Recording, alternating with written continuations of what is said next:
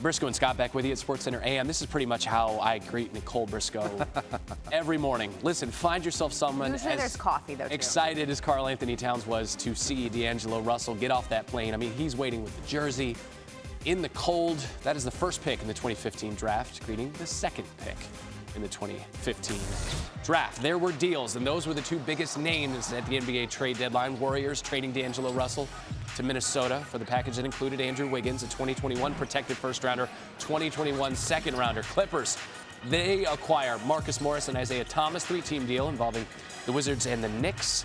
Size, three-point shooter, defense coming to Los Angeles in the form of Morris. And then, of course, the Heat acquiring Andre Iguodala, Solomon Hill, and Jay Crowder from the Grizzlies. Iguodala agreeing to a 2-year, $30 million extension with Miami.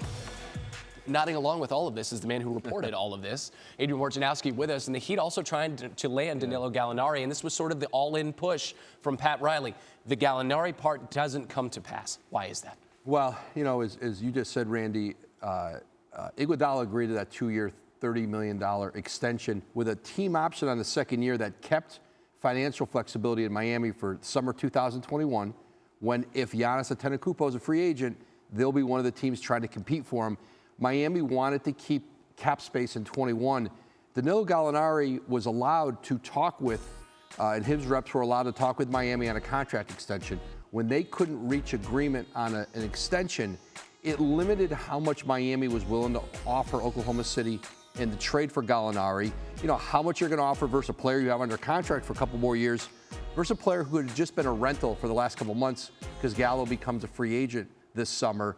And in the end, it wasn't enough for OKC to do that deal. And so now Gallo goes into free agency. And Oklahoma City has him for the rest of the year on a team, you know, that I think that's really overachieved and probably made Billy Donovan a Coach of the Year candidate. Okay. The one team that was quiet, the Lakers were quiet at the deadline. And then we got this from our Dave McMenamin, because he tweeted out the pic of the free agent because he's retired, point guard Darren Collison, at the Lakers game sitting next to Jeanie Buss. Now, Woj, you've been reporting all along that Collison has been considering a return to the NBA. So how much should I be reading into that picture? Plenty. Darren Collison is going to sit with his agent, Bill Duffy, here, I think right through the All-Star break and start to have the conversation, a two-part conversation. Am I absolutely ready to come back to the NBA? And I think there's a lot of momentum toward that. And number two, who am I going to play with? And, you know, Darren Collison, played at UCLA. He's lives in California, and his focus is right there in LA. The Lakers, the Clippers, both teams absolutely would like to add him. They'll have roster spots for him. He feels a need with both teams. And, you know, the Lakers and Clippers have been competing for players. I mean, go back to the summer with Kawhi Leonard, go back with Paul George prior to that. And at the trade deadline, competing for Marcus Morris. And then they'll be competing again on this front with Darren Collison. He first has to say, absolutely, I'm coming back to play.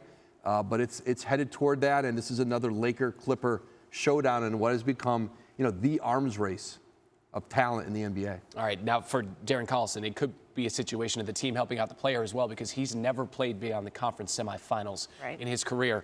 If it's the Lakers or the Clippers, they're well constructed. And he has played for both coaches, Frank Vogel in Indiana, and he played with Doc Rivers with the Clippers. Last played in the NBA April 21st for the Pacers. Adrian Wojnarowski with the Inside for us. Thanks so much for watching ESPN on YouTube. For more sports analysis and highlights, download the ESPN app. And for live streaming and premium content, subscribe to ESPN+.